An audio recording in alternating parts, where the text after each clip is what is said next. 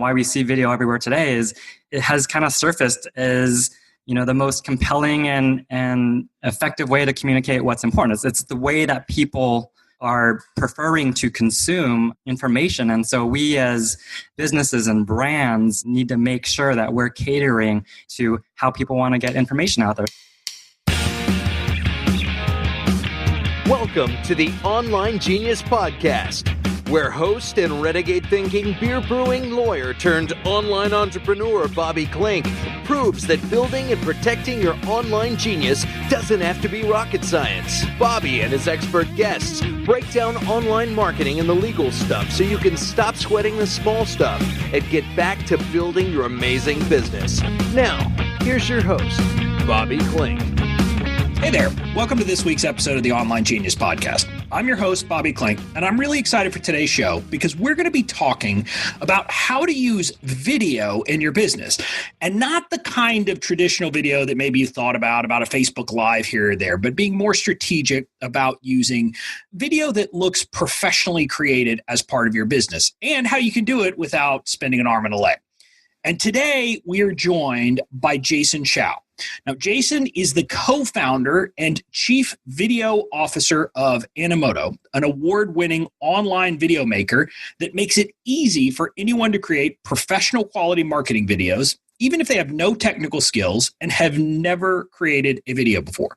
And with the mission of empowering everyone to create powerful videos regardless of age or experience, Jason founded Animoto with his high school and Dartmouth college friends back in 2006. So he's been around dealing with these video issues for a long time in the online space. Now, Animoto's certified partnership with Facebook, Instagram, YouTube, and the Small Business Administration gives it unique insight into the changing social media and business landscape, which may be why more than 1 million businesses around the world are already using its services to create marketing videos. Welcome to the show, Jason. Hi, Bobby. Thanks for having me. I'm really excited about this. Now, I'm excited to talk about marketing videos and how we can use those in our business, but I always like to ask my guests something personal before we get started. And in preparing for the show, you told me that before starting Animoto, you actually worked as a producer for MTV and Comedy Central. And so I've got to ask you about that. What was that like? Yes. Oh, man. I definitely view those years as my formative years in many different ways. I maybe not unlike a lot of industries that sound super interesting and sexy. There was all sorts of ups and downs. Certainly fun for some of the type of shows I got to work on, like the Video Music Awards and stuff like that. But I'd say I did end up having a decently successful career in TV and having an agent and selling shows and stuff like that. Man, a lot of those early years, I mean, even when you're rising up the ladder, there's a lot of tough work and stuff that's not so sexy. Now, I've got to ask you, honestly, producer is one of those words I hear, and I have no idea what it means. What is a producer for a TV show or a movie? Yeah, they kind of throw that term around pretty loosely. It's really anyone involved with helping make stuff happen. And so it can be anything from the super interesting, exciting stuff like, working with, the talent or the actors or, musicians or whoever you're working with, writing the scripts and stuff, to 95% of the work is just about getting it done, to who's going to get all the porta potties on set or the food, and how are we going to run electricity here? What happens if it rains? What happens if power goes out, on this block in the city, stuff like that. So it's really about thinking through problems and being a project manager more than anything else. Yeah, I think so. And sometimes they throw in, like if you throw in a lot of money for a film or something, they'll call an executive producer for, but, essentially anyone who helped make that movie happen or that TV show happen. Well, I'm sure you've got some interesting stories, but I think we would be better served and better served the listener talking about kind of what we're really here to talk about, which is creating videos. And, before we get to the how, though, I always like to start with a why. So why should online entrepreneurs want to create videos in the first place? Well, it's interesting. I actually used to have to spend a lot more time on the why. But I think what's happened today is we just literally see video everywhere. And there's been actually in the last couple of years, especially all sorts of studies and stats. And, some of my favorites are stuff like people actually recall 6 times the amount of information from a video than from text, or things like, after watching a video, 64% of people are more likely to, make a purchase. But, I think really the punchline of all of that and why we see video everywhere today is it has kind of surfaced as, the most compelling and effective way to communicate what's important. It's the way that people, are preferring to consume information. And so we as businesses and brands need to make sure that we're increasingly catering to how people want to get information out there. So, but it's just like you see video everywhere. And what we hear the most is like, okay, clearly video is this giant forming wave. And I know I should be a part of it, but I just have no idea how. Yeah, I think that's right. And I think in the space I'm in and a lot of the entrepreneurs I talk to, what I hear from them is, there's still some reluctance to do video, but where they're dipping their toe in is, I think, very different than what you guys offer, because they're dipping their toe into maybe doing some Facebook Lives. So why don't we talk for a second about the different kinds of video? I mean, the most obvious is a direct-to-camera Facebook Live type of video. Mm-hmm. And then my listeners also would be people who know all about kind of screen shares where you're going through slides, a typical webinar or training. Yeah. But you guys really are about something different than that, right? Yeah, we're really focused especially on what's happening on social media. And the reason why social media has really exploded as a huge opportunity, especially for small businesses and entrepreneurs, is really it's enabled folks to, instead of kind of sitting around or waiting for people to come and discover you, or having to play that game of like throwing a wide net of like 1,000 emails and see how many people click through or make 100 phone calls, there's this opportunity now to really kind of take your information or where the conversation is happening, because all these social platforms have these, great tools that allow you to really target folks that should actually be interested in your stuff. So, I think sometimes when you talk about video, some people are like, oh yeah, Facebook Live, that's certainly a type of video. Other people think, oh, okay, well, I need that video on my website, explaining what I do. And those are certainly type of videos. But where we just see the huge opportunity is video on social media, and not like these just one-off videos like, here's what I sell, but really engaging, your audience and others out there with interesting content, with thought leadership, with, how-tos, with interviews, with, explainers, there's just so much, people are craving so much content out there, and social media has just really emerged as a great way to connect with people who are actually interested in what you have to talk about. Yeah, well, and you guys gave me access to your system, so I was kind of playing around on the back end. And so I think one of the big misnomers is when people hear video, I think they're thinking that means that I have a video camera shooting something. And that's not always what it means, right? Yeah, in fact, videos is the gamut of videos out there is really, still kind of exploding and growing. But really anything that's moving, right? So with a lot of our videos, for example, that people make with Animoto, you can just drag and drop, maybe a few photos, maybe some text. We like to say, like, you don't actually need to get in front of a camera. In fact, that's actually one of the reasons we hear a lot of folks not wanting to start with video, because they're like, either I'm not comfortable being in front of the camera, or I have nothing really to do with what I'm selling or what my service is. So why should I be in front of the camera?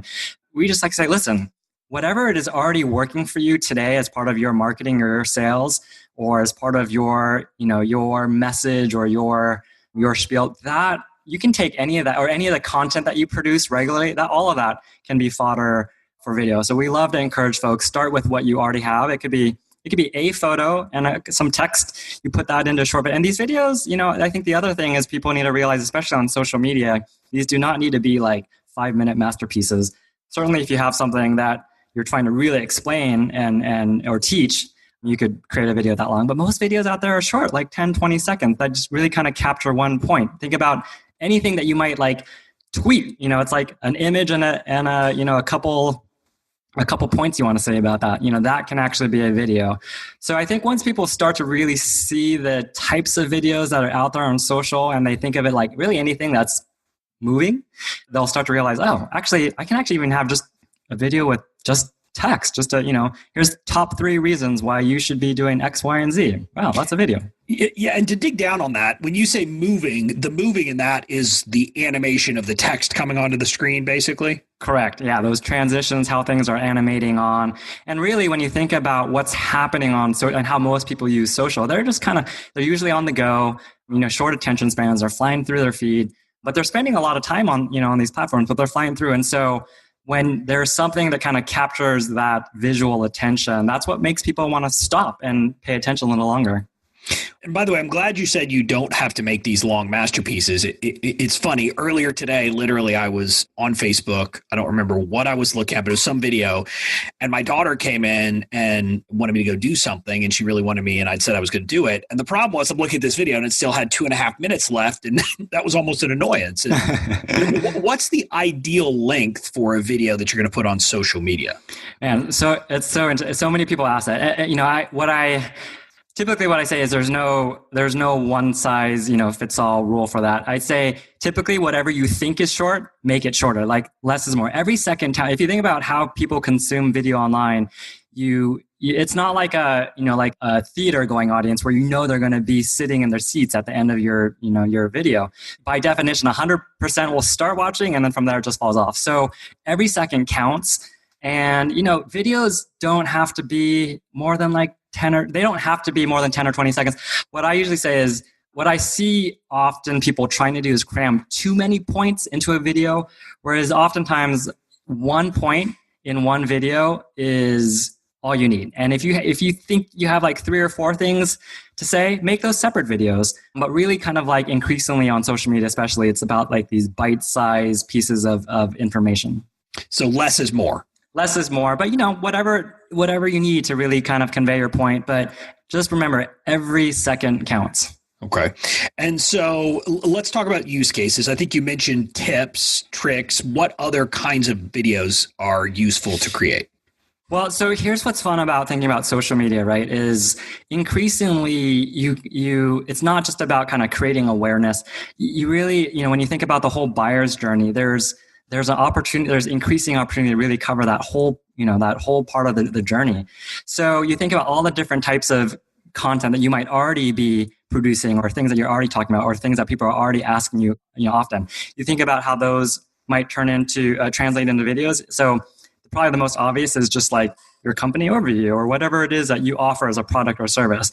But we're seeing out there there's a tremendous appetite for things like how-tos or interviews, testimonials, event recaps, right? Or if you have a product, people love to see how does it actually work? Some kind of demo, announcements. I mean, that's huge on social media. So if you have regular kind of releases of whatever it is you have to offer, whether it's, fashion or food or audio content, right? Is announcing or teasing that, something is going to be released on Friday, or here's a little snippet from something. And if you want to hear more or learn more, click here. And newsletters. And I think really once you start talking about all those different types of videos, there's not only kind of an aha moment with most of these businesses, but I think they start to realize that, yeah, you know what, video is actually not this one-off checklist item on my marketing to-do list, right? It's like a form of communication. So I love to remind folks, video is kind of it's you have to learn how to speak video. It's kind of I think it's a way to regularly communicate, with your audience out there. So whatever it is that pertains to your world, it's announcements or reveals or feature, or, explanations, or educating folks about stuff, or inspiring them to, do something, or to have certain, ideas about what they're doing. All of that is super interesting content and information for your audience. Now, you use the phrase speak video there. What does that mean, and how do you learn how to speak video? Well, really, it's just really trying to get people out of that mindset that when we say video marketing, some people are just okay, I need to get a video on my homepage, and they think of it as this one video they need. Speak video, we're trying to remind folks that this is about having an ongoing dialogue with folks out there who might not be checking your website every day, right? What company whose website do you check out every day? So video, especially on social media, is a way to maintain that dialogue, to put content out there that might be shared, to get in front of new folks. So when we say speak video, it's kind of if you think about the other ways that you regularly communicate with, your sphere, your community, email, or things you might post on your blog, or podcasting, or things that you might post on social media, all of those are basically kind of like speaking. It's this muscle that this is how you regularly communicate, and video should be thought of like that, not like a website where it's kind of like, okay, once I have my website, I can move on to something else.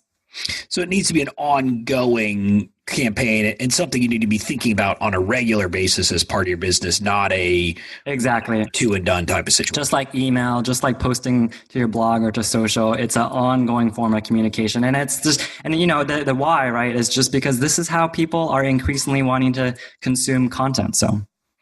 And so let me try to think this through. So I know you're talking about doing it on social media, but there are also use cases on your website. What are some of those other than kind of a basic explainer video?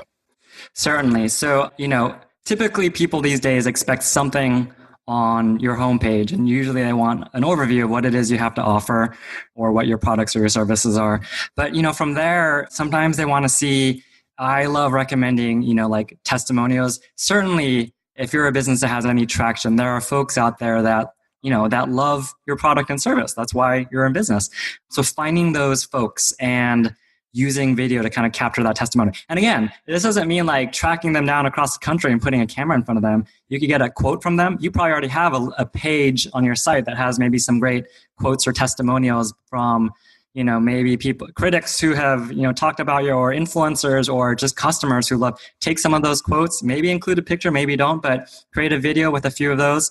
So testimonials. And the reason that's important is just, in this day and age of where there's almost just like a overflow of information and marketing, hearing from actual real people who genuinely love a product and service, just that authenticity really goes a long way. So I love, suggesting that. And then, I think just for each product or service, oftentimes there's interesting stories behind, maybe your company, maybe the people behind your company, but sometimes it's actually specific products that you have in part of your product. One that comes to mind that was so interesting to me is there's this bakery, and they had like a whole video about, they have this thing, a pepperoni roll, which is basically what it sounds like. It's like pepperoni and cheese stuffed in a roll, but it has this whole history in this town because it was one of the most effective and efficient ways to feed the coal miners. And it was just fascinating. Or this other video about like rainbow colored bagels and how they're made. But if you think about it, sometimes those specific products have interesting stories. And so those are really fun. So, there's all sorts of, but literally, I think sometimes people get overwhelmed because they're like, well, okay, I just got my website up and I'm trying to figure out email and SEO. Now you're telling me I have to learn video marketing. But I like to remind folks, like it's video is actually not a whole new type of marketing. It's actually a way to really amplify your existing marketing and sales. So look at your site. What are all the pages that you already have information about? Almost all of those pages, you can take that page, the About Us page, or the, we're hiring page. You can take almost any of those pages, and a video can represent that page, or, tidbits on that page could represent video. So usually the information is already there. Oftentimes there's already great photos. Sometimes there are already great little video clips that you're using. Package that up and make a really compelling video. So people don't have to spend 10 minutes scrolling down your page and reading everything. They can watch something in 30 seconds and get a great overview. Yeah, and I think, listeners will definitely know the use of things for video sales letters and things like that, which, the online space is definitely common. How about, let me ask you this. So what's the role then for direct-to-camera videos? When are those a good type of marketing tool? So listen, I know a lot of folks aren't comfortable kind of putting themselves in front of camera. But I really love encouraging folks to at least give it a shot, because I think after you do a couple, like the first couple might be, might be a bit anxious, but once you start to see that it's, that it's actually not that bad and kind of fun, the reason why is, again, in this day and age of so much information overload, I hear all the time, and we see even in actually the quantitative results, that when you humanize things and just make it more, real. One of the best ways to kind of really convey authenticity is to put a real person in front of it, whether that's, whoever started, one of your founders or someone that works in the company, or like we talked about, testimonials. And the reason that's important, right, is because authenticity equals trust, right? And I forgot who said this quote. I love this quote. It's something like, if people like you, they'll listen to you, but if they trust you, they'll do business with you. Yeah. We totally see that, right? So adding that human element just makes things more relatable, more authentic. So experiment with that, right? I think for some folks, it's obvious, right? If you, the person, are central to your service or your brand, maybe you're an influencer or a thought leader, certainly you're probably already comfortable because that's why you do what you do. Or if you are like an accountant or a lawyer, right? People might actually want to know more than because if you just reduce it down to bullet points of what you offer, you're going to be exactly the same as everyone else. But if people can see you and understand, like, oh, I actually really feel like I relate to this person. But even if you are a bakery, or you are you sell clothes or beauty products, like, people still love seeing the people behind that business, particularly small businesses, right? I feel like one of the big charms of small businesses is people feel like they resonate with that person behind the business. Yeah, I think that's right. Although I think, and it's interesting, it sounds like you've had different experiences. I know there are some thought leaders, some that I follow who have been very vocal about admitting that until the last 6 months, they were very uncomfortable with doing kind of direct to camera. And so, I think it is something that still does give you a bit of an advantage, I think, because a lot of people aren't doing it. Yeah, and here's maybe a couple of things. And, even myself, someone who's worked in TV my whole life, I remember when which wasn't that long ago, like trying to get myself more in front of the camera, I was really, and I thought everything had to be perfect, right? I came from the world of TV where everything is scripted. What we've realized, right, is especially on social media, I think maybe a couple things will make you feel better. One is, it doesn't have to be perfect. In some ways, that sense of authenticity comes across more when you just embrace your imperfections. And sometimes you can actually tell when people are reading off a script or teleprompter. It's like their eyes just kind of look glazed over and they look very robotic. But sometimes if you just talk, just like, it's like if someone walked into your office or your store, you bumped into someone on the street or a prospect, what would be that conversation you have with them, and try to have that real conversation. The other great thing about video, right, is if you screw it up, then do another take. And I used to actually say, man, video is the next best thing to getting to talk to someone in person. But now I actually realize, for so many reasons, cost efficiency and shareability and scalability and all that. But one of the big things is, if you screw it up, you can take as many takes you need to get it right. And I can't tell you how many face-to-face conversations I've had where I'm like, oh man, I wish I had said something differently, or I wish I didn't. My wife would probably say I do that every day. But with video, right, you can capture that message exactly how you want it said. It's probably that thing that you have to say every day as part of your business, either explaining what you do or the questions that come in. There's probably a dozen things that you have to repeat over and over. So it's probably not going to be that hard for you to actually, say it. And then once you've captured it and you love it, you use it in so many ways. So I think that's that should make people feel comforted. And you know what? If you try it a bunch and you don't like it, then maybe have someone else do it in your office. Or another thing you can do is just use your voice. So maybe you just show some stuff, show some photos, or just show some B-roll of your office, some video clips of your products or your office, and talk over it, right? A lot of products, including with Animoto, you can actually just record your voice over it, and you can just read whatever you want to. So, but yeah, if you haven't tried it, just try it. People love seeing a face. And I would say with live, even more so, live is all about being live, right? So you have to embrace just being you and being human, not trying to be overly perfectionistic. I know the first few times I tried to do live, I was so stressed because I wanted everything perfect. And then I realized, actually, people like it more when we're just ourselves, right? So I got to tell you, you talking about the ability to do another take, that's what I don't like about recorded video, because I will spend way too much time. Whereas this joke I just got done, as we're recording this, Jason, I just got done with a series of mini trainings that I was doing solo podcast episodes. Yep. And I explained to people, those were much harder for me because I would get about 5 minutes in and feel like I'd screwed it up. And I was like, well, I'm going to start over. Whereas, when I'm talking to you, I don't have a choice. I mean, what we see is what we get. So, yeah. And I'll tell you, in a lot of groups I'm in with the thought leader, everybody appreciates their honesty. They appreciate the dog coming into the screen. Nobody gets mad about that these days, especially if on a live on social media. Totally. And, it's like anything new thing that, whether you're standing in front of a crowd and doing your first, speech or doing your first podcast or doing your first, whatever, there's always built-in nerves there. But, almost inevitably with any of that kind of stuff, once you've done it a couple times, it's like a muscle. You start to grow more comfortable, more confident. And I think really ultimately, at the end of the day, for businesses, this is not just kind of like this nice to have thing. It's like, putting video out there. It materially will affect results because this is how people are increasingly hearing about you, discovering you.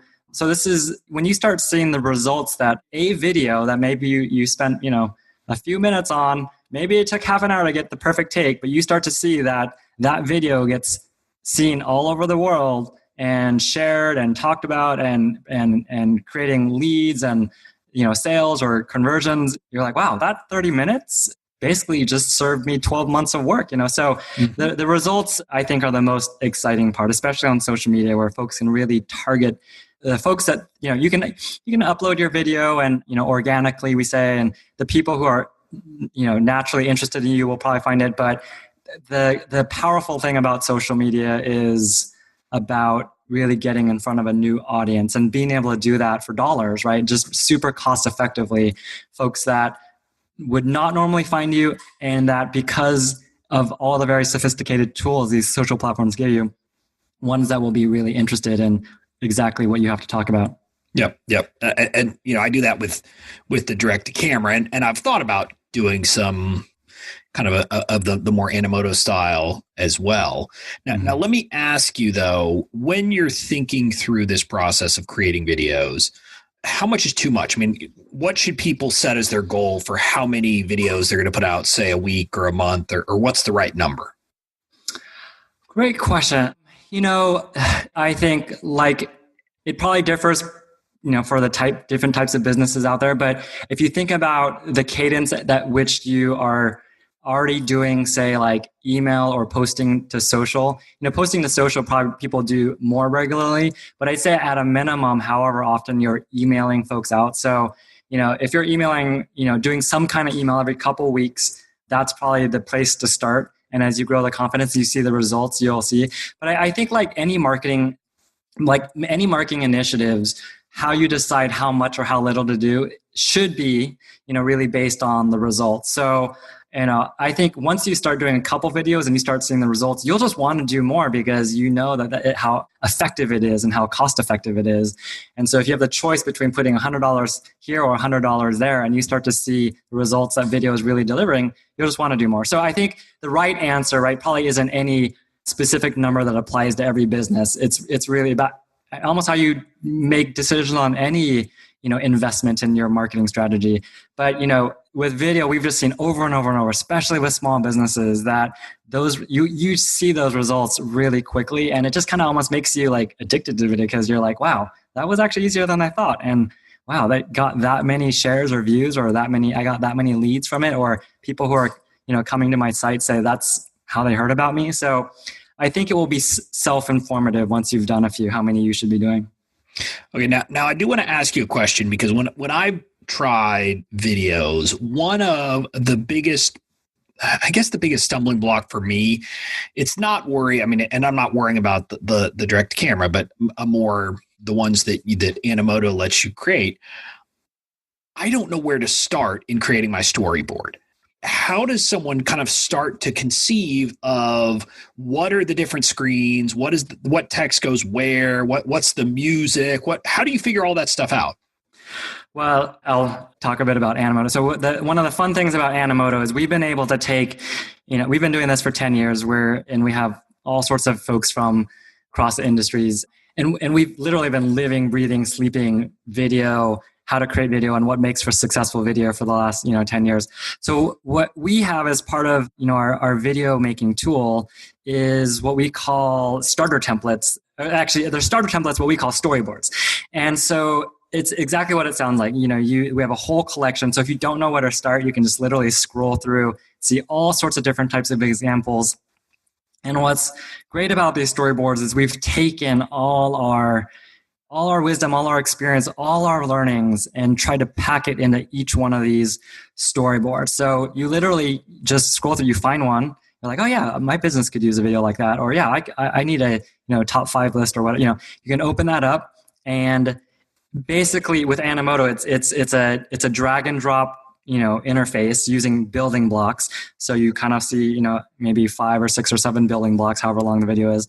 And you can just drag and drop and swap out your content with that example content that's in that storyboard. So you could literally create a video in a few minutes. That's, I think, what's kind of mind blowing for a lot of folks is you open a storyboard, drag a couple photos in, replace what's there. You don't even have to hit record. You take some of the stuff you already have on your site, or use, some stock images, and you have it change some of the copy. And the cool thing is you can also make sure the colors and fonts and are aligned with your brand. You can include your logo. So you make it your own.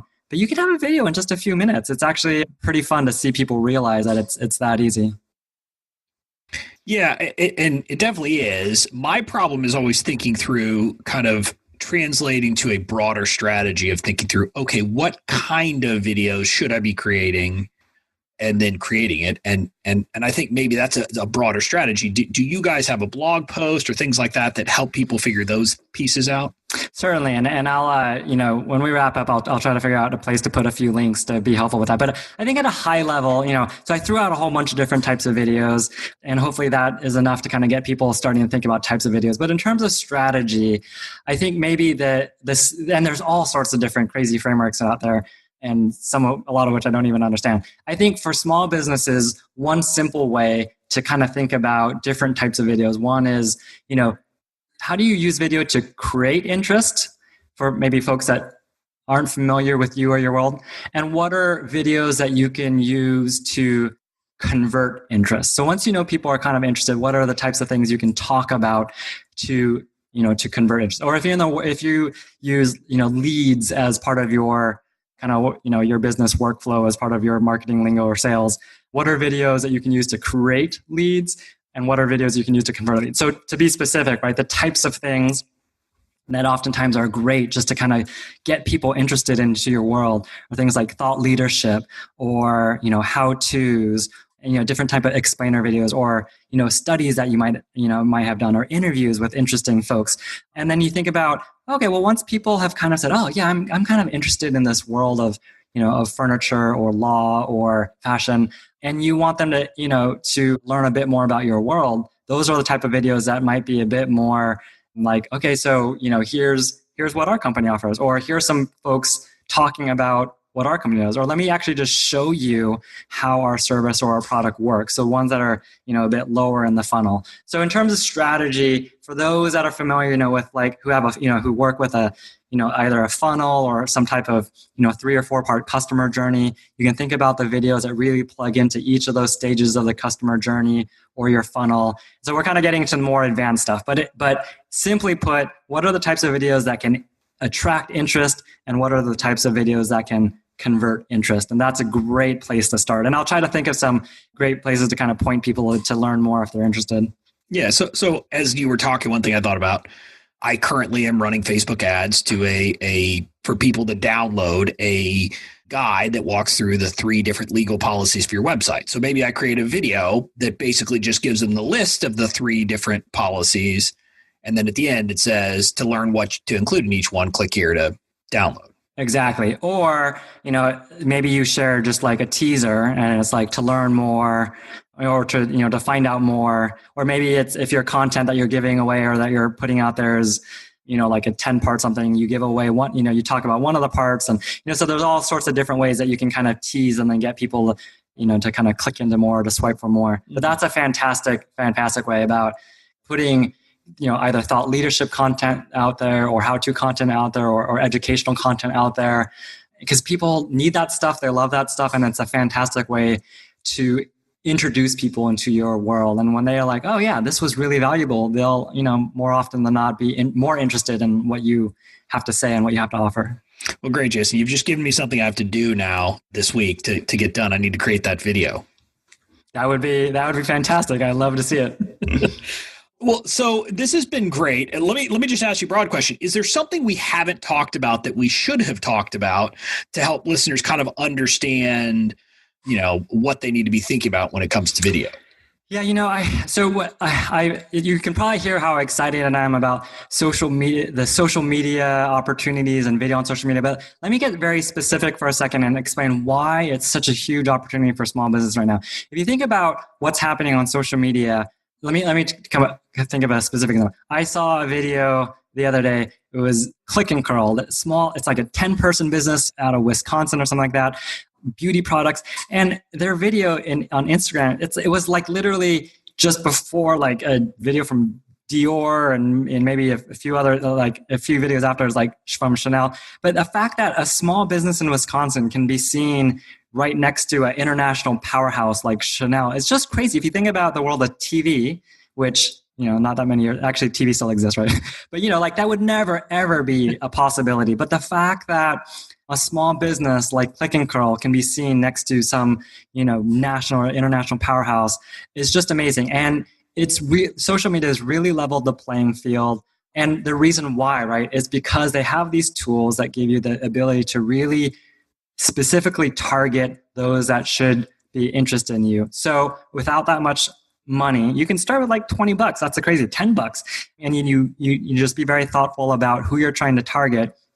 And you'll know that your video is being seen by folks that should be interested in you. And so when we talk about video, it's not just about video on your website. It's not just about posting videos to your social media platforms, but take a little bit of time and explore those tools that give you the ability to target with a few bucks. Because you'll find that's what makes it cost effective relative to a lot of other marketing channels. Is you'll find that with not that much money, $100, that $100 can actually go a long way on social media just because of your ability to precisely target those who should be interested in you.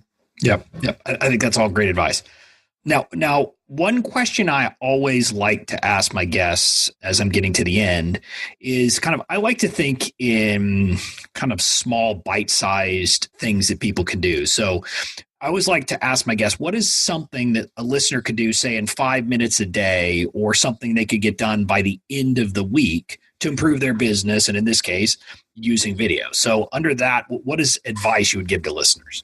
All right. So I'd say take something that you already have that does well for you. So for example, if you are already posting to a blog of sorts, take one of your blog posts and in fact, sort by whatever blog, whatever is the most popular blog post, because you'll know that content actually resonates with your audience. Figure out how to take that one blog post and convert that to a video. If the content is specific enough and there's just a few points, you can cover that whole blog post in a short video. If it's a really long blog post, create a video that teases that. It doesn't have to feature you. It doesn't have to feature any actual, you can take some photos. It can just be text, but start with what you have that already works. And start with some of the photos that you already have on your site or that you already use as part of your marketing.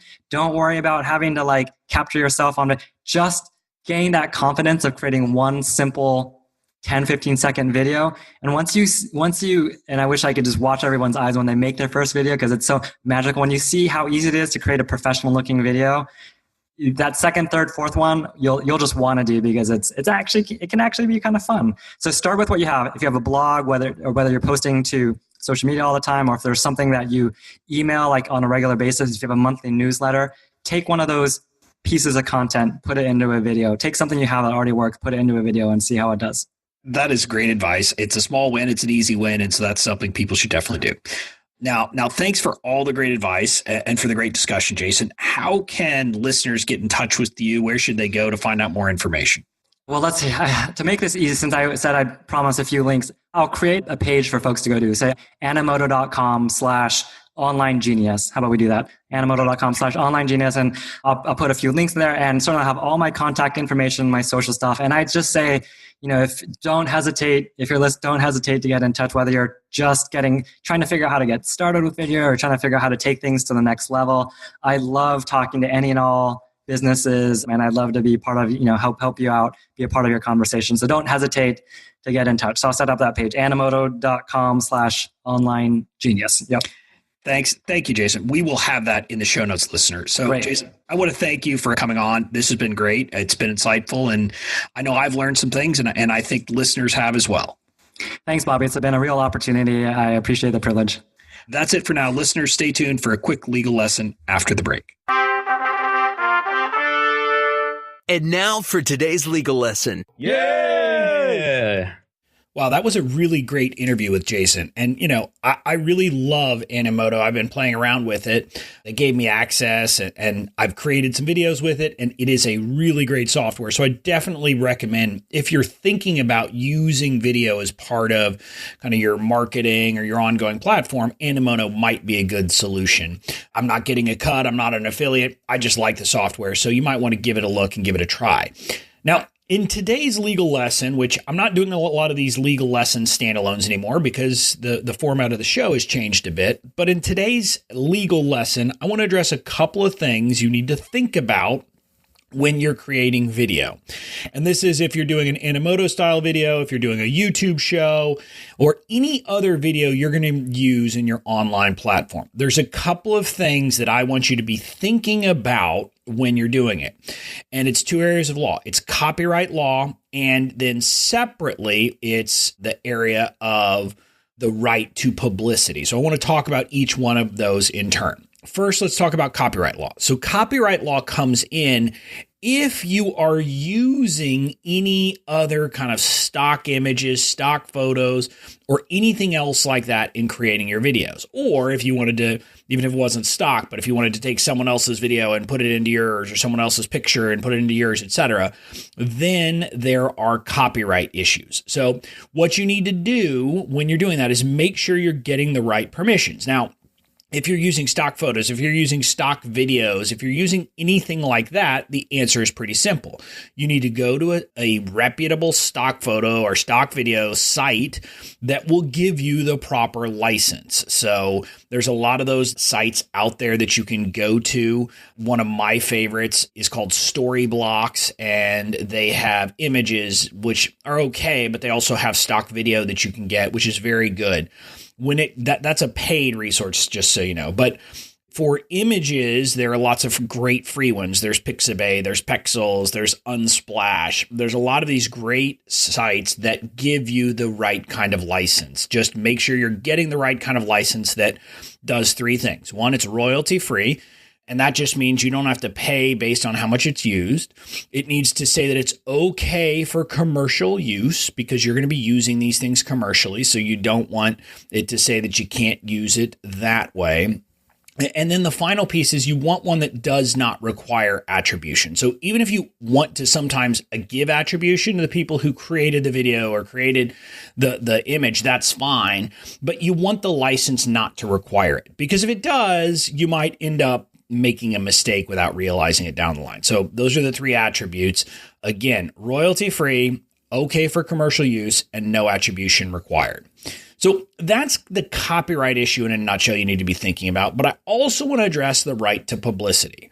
Now, this is the reason why in various reality shows that you'll see or things like that, you'll see that people's faces are blurred out.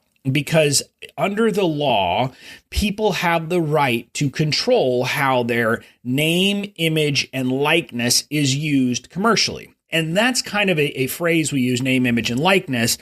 But in reality, this is an area of law that's controlled by each state. And different states have different rules. I think it's Indiana, for example, protects someone's signature. So you can't use their signature commercially without getting permission. And the other piece that you need to understand is what sometimes varies by states is some states allow for implied consent or consent without a written agreement. Others require a written agreement to waive the right to publicity. And so because you have this hodgepodge of laws, what I recommend to people and what I think is the best choice is you need to get a written release of publicity rights anytime you are going to use anything associated with an individual, their name, their image, their likeness, if you want to use their website or anything from their website, and there are some copyright issues there as well. But the point is, if you're going to use any of that for a commercial purpose, you should get permission before you do it, and you should get it in writing. Now, ideally, you would have a very legal sounding document that they sign that's a release. I think the one that I have in my template library is like a page and a half long. But if you can't do that, just get them to write you an email saying that you have their permission to use it and to use it for your business. Again, in a pinch, let's not let the perfect be the enemy of the good. Just get something in writing saying you can do that. And I bring that up when you're creating video because you might have guests on your video platform. Well, if you're going to have a guest, you need to have them sign a release. And you'll hear me say things like that repeatedly. So guests who come on to my podcast have to click a button saying that they're waiving or giving me certain rights. So I do that for my podcast. If you have a video show, you need to do the exact same thing for your video. So that's why I bring it up in this context. So just make sure you get permission from people and get them to waive their right to publicity when you are going to use anything associated, their name, their image, their likeness, a video that shows the back of their head, anything like that where someone might be able to identify and say, oh, that's so-and-so, or that's their so-and-so's whatever. You want to get one of these releases. So that's it for this legal lesson. Again, when you're creating videos, think about copyright issues and think of the right to publicity issues. If you do that, you're largely going to stay out of legal hot water. Until next week, this is Bobby Clank signing off. Thanks for listening to the Online Genius Podcast. Make sure to tune in next week for more great tips, tricks, and strategies to help you build and protect your online genius.